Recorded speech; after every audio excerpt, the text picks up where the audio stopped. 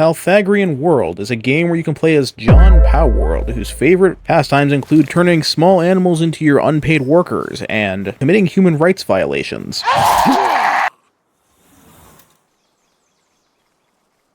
Why can you do this?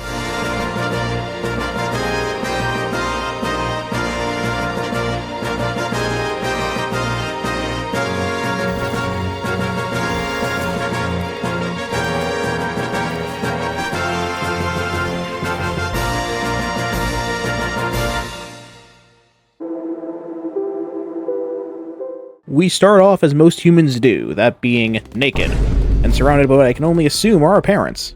Well, I guess that means iPad kids are canon. Directly after shipwrecking, John Powell turns around to go grab a not-so-secret journal entry, and a chest with a grenade in it. And after a whole lot of dialogue that no one cares about, we can start the same way every Minecraft world starts. The first order of business, according to that glowing text in the top right, is to place a PAL box, which essentially functions like our home base. And unfortunately for our pals, that means that unpaid labor is A-OK. But before you can actually play the creature catching game, you must first complete the tutorial on the top right, which will help stop your fat cheeks from clapping in the wind.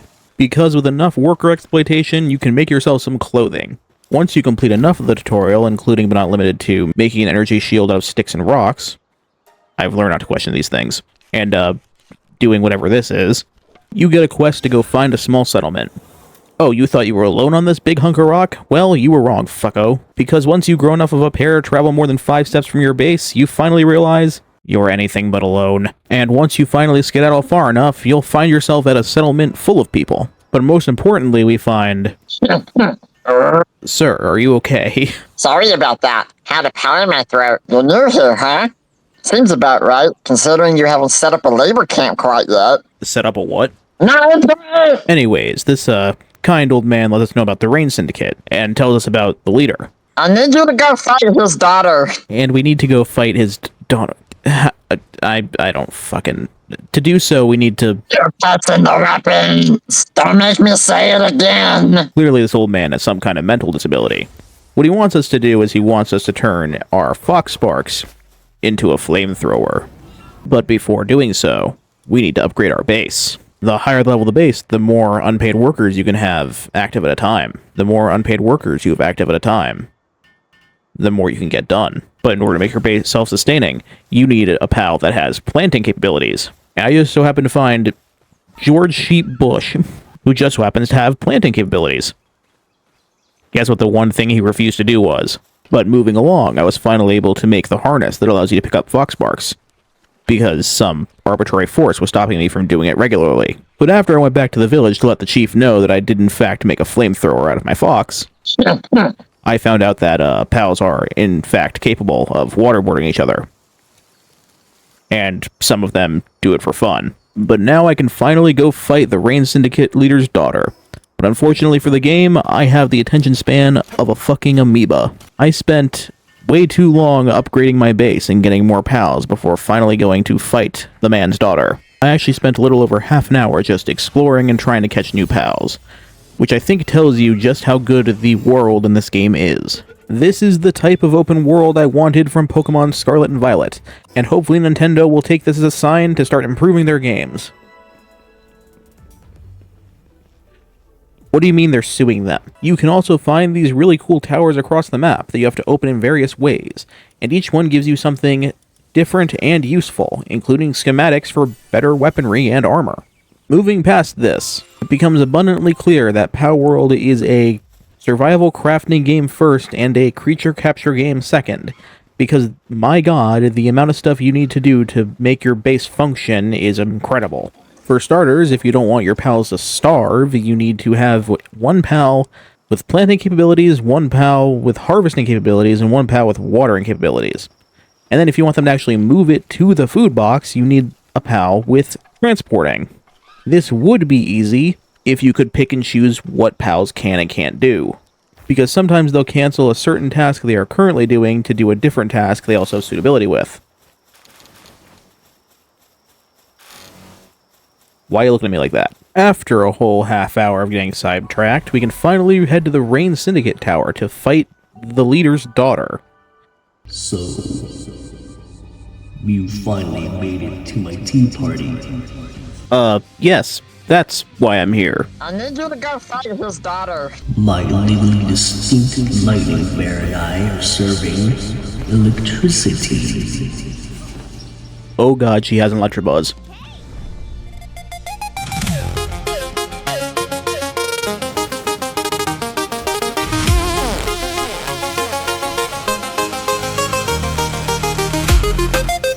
This is the Zoe and Grizzbolt fight, the first of the Pokemon Gym. The first of the tower fights. This one is pretty straightforward. The legally distinct lightning bear shoots electricity at you and you need to dodge. The strategy that I used included letting my pals get beaten up and taken aggro, while I shoot at it from a distance. Good thing PETA doesn't exist in this world.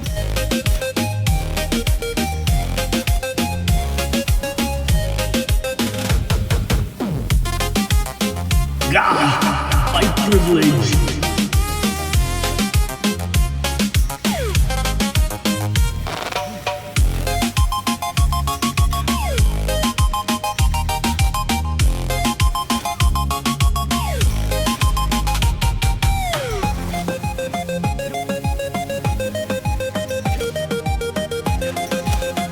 My father will hear about this. With defeating Zoe out of the way, we get a level up, as well as getting teleported to the top of the tower she was protecting. But in addition, we get something called a key sphere. Man, I wonder how many of them there are. It kind of reminds me of the 8 Pokemon gym badges that you have to get before you fight the Elite Four. You survived. That's a surprise. I thought the legally distinct electric bear would have shocked your nuts off. Did you send me there to die? No, anyways, you got her, bro. Yes. Why do I need that? Now go collect 7 more, bitch. Well, I've certainly had enough of this old fucker.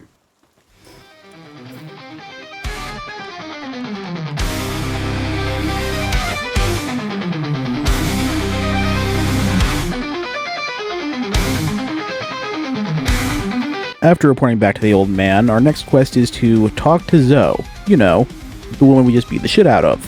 But there's quite a few things we can do before we do that. The first thing I want to do is get my base up to level 8, because once I hit level 8, I can have 2 bases.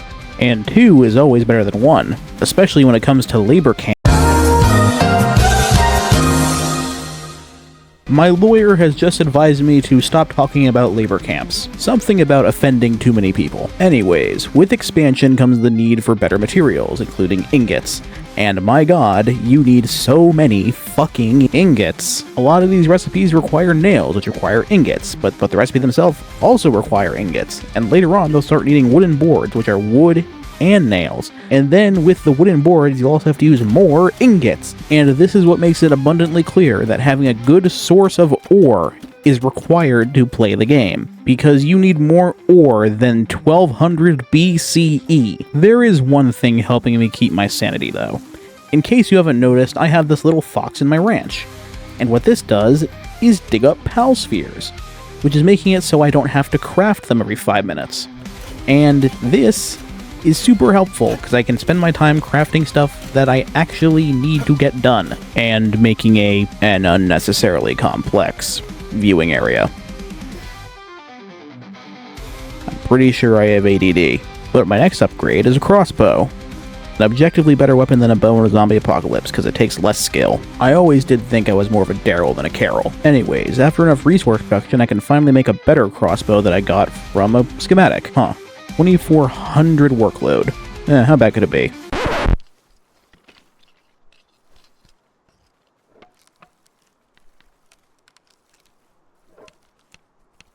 Well, this is gonna take fucking ages. Even with the help of a pal, this is still gonna take me forever. So instead, I'm just gonna leave him crafting in the background while I go explore. I may have ADD. While riding around, I did catch a Nightwing, who may be important later. And after about 20 minutes of exploring, I went back to my base and realized I forgot to leave a handiwork pal crafting the crossbow. Fucking... Well, that took fucking ages. After crafting the crossbow, I finally got my base up to level 8. meaning that I can finally do what I wanted to do. Move. You see, when I first placed my base, I put it here, like a big, stinky, doo-doo head moron. This is way too close at the beginning, which means there's not enough good resources, so I need to move so I can be closer to a lot more ore, because like I said before, I need so many fucking ink. But first, I found a shiny Gale Claw. This is amazing, because Gale Claw has the ability to modify how your glider performs, allowing me to use items while gliding, and also glide faster and fall slower. So, pretty good. But then I got sidetracked and found this man in a cave. He allows me to sell my pals and buy better pals, otherwise known as contraband. Now I know what you're thinking, and yes, I did buy the furry bait. Mostly because she has level 3 in handiwork, meaning it's my best crafting pal. And no other reasons. And now that I have a pal that's good with their hands, I can finally craft a Nightwing saddle with relative ease. I told you Nightwing would be important, because now I can get to where I wanted to go for my base, instead of tutorial land. The spot I ended up choosing was this little plateau here, mostly because there's a lot of ore nodes directly below it. But now begins the grueling task of actually moving all my items to this new base. But that'll have to wait, because first I gave my monkey a machine gun. This was a mistake. But with my monkey now armed to the teeth, I can actually start working on moving stuff over. Which includes a lot more unpaid labor from unpaid laborers. I wouldn't be surprised if this game took place in the 1700s. The good thing about moving to an area with ore nodes is that if they're outside my base, they respawn every day. Meaning that I have a near infinite amount of ore, which is good, because again, I'm in the Iron Age. I am Iron Man. Oh hey, I remember this scene from the first movie. Oh shit. Anyways, I then decided to go through some dungeons to get some better materials, see if I could find any good schematics, and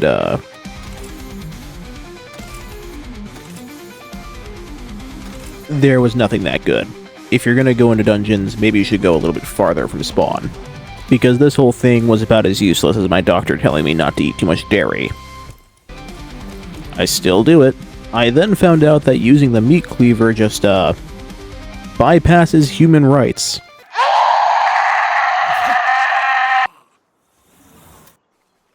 We shall never speak of this again, because now it's time to talk to Zoe. You know, the thing that I was told to do four hours ago. I think that just shows you how easy it is to get lost in the game. Took you long enough, slow ass. Yeah, I know. Now what did you need? You bitch, you stole my shit. Go catch me a lightning bear to make up for it. And if I say no... Do it, bitch. Yep, I think I've officially had enough of a lot of these NPCs.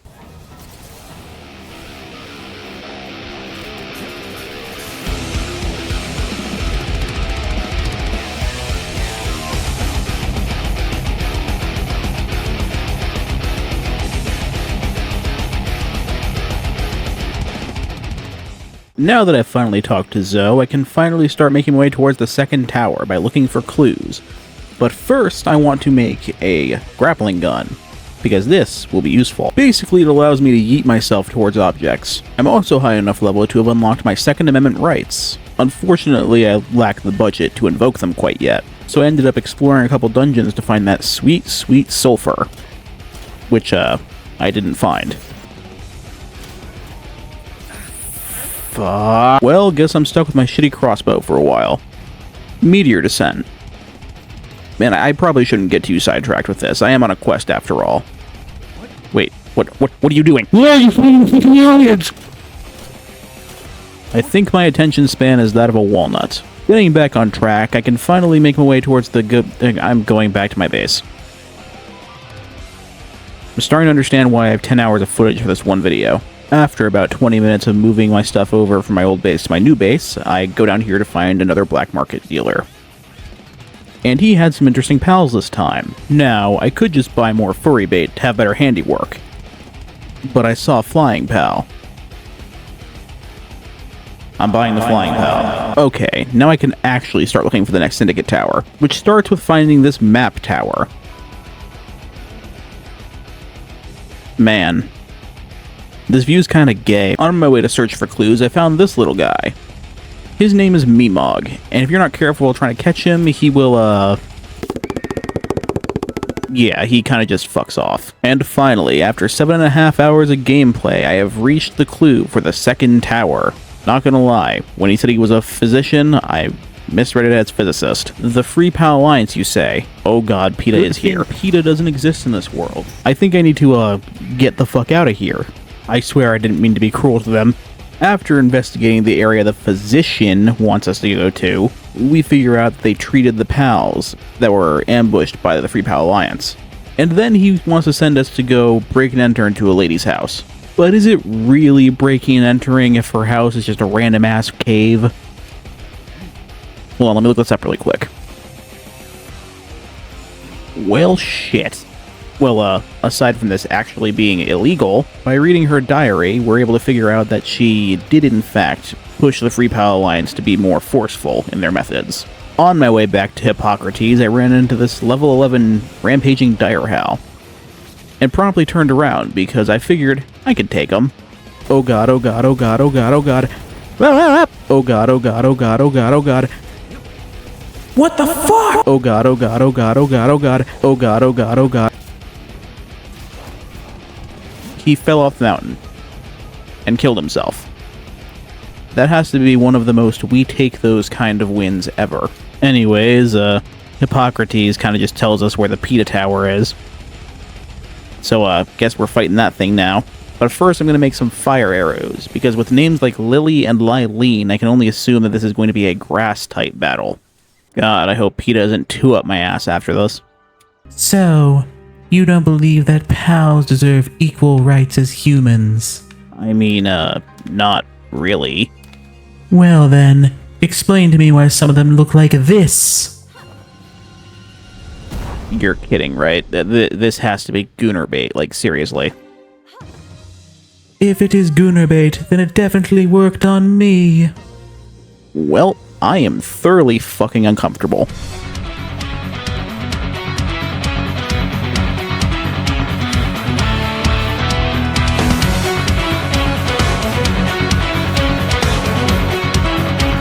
So, Lily and Lyleen. This fight is, one of the fights of all time. Basically, imagine you're fighting that one friend who only plays stacks. You know who I'm talking about. But other than the poison and the slowing, it's a pretty straightforward fight. Especially when you bring a monkey with a gun.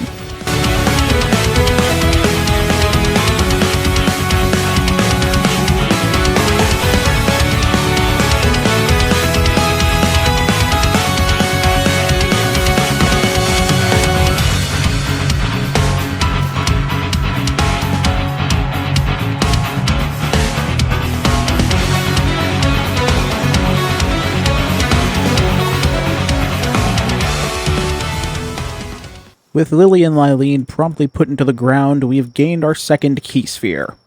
Only 6 more to go. At this rate, I should be done with this game in about 80 hours. And now, with PETA out of the way, I finally decided to make metal armor. Make that switch. Why didn't I do this before I fought Lily and Lyleen? Fuck you, that's why. I also went back to that desert area right by the Lily and Lyleen tower. And found out this is where sulfur spawns. Man, I wish I knew that fucking before I did the fuck. God, maybe I can finally make a gun.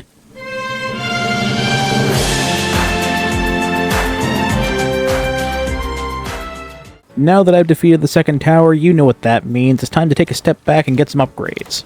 First order of business is introducing my friend to this game, Winchester. And while waiting for my unpaid interns to finish crafting my gun, I decided to pay a visit to my old friend the Black Marketeer, where I then sold a good amount of the pals I just spent forever catching, because I need money. Fun fact, humans sell for more. I then made one of the worst mistakes I've made so far.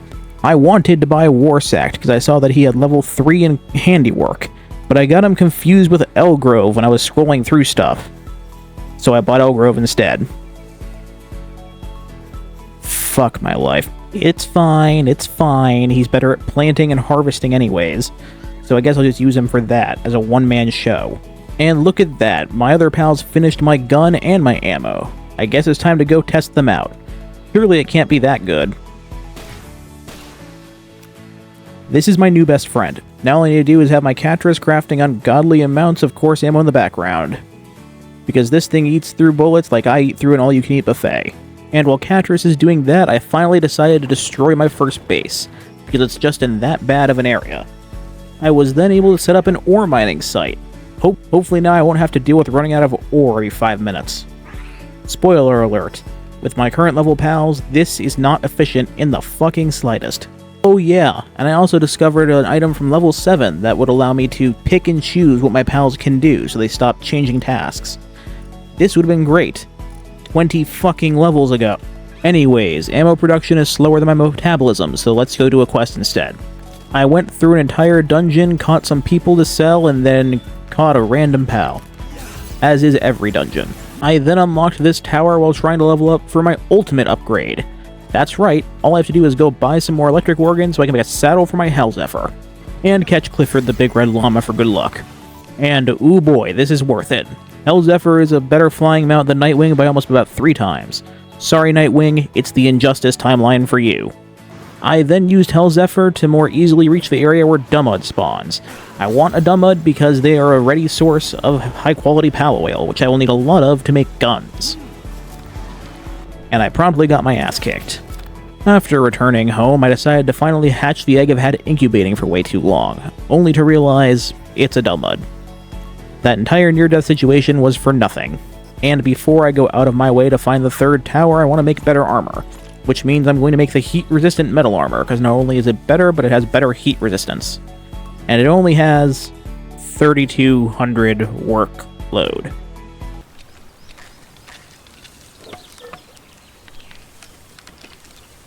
I guess now's the time to ask you to please like and subscribe. And also leave a comment, it would really help me out. And yeah, no, I'm not sitting through this. I'll see you guys in the next video.